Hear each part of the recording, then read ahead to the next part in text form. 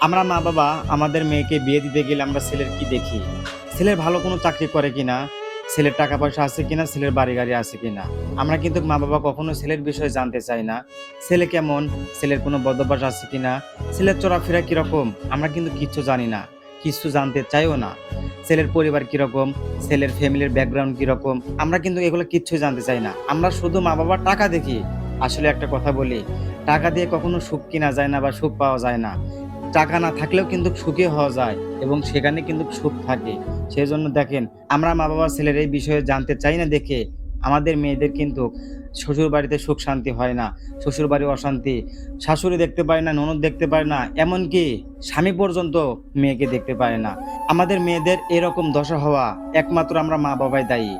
হ্যাঁ, এগুলো ছেলের বিষয়ে সবকিছু দেখতো। তবে ৯০ দশকে আধুনিক যুগে এসে আমরা কিচ্ছু দেখতে চাই না। আর আমাদের মেয়েদের এই করুণ দশার দায়ী শুধু আমরা মা বাবা।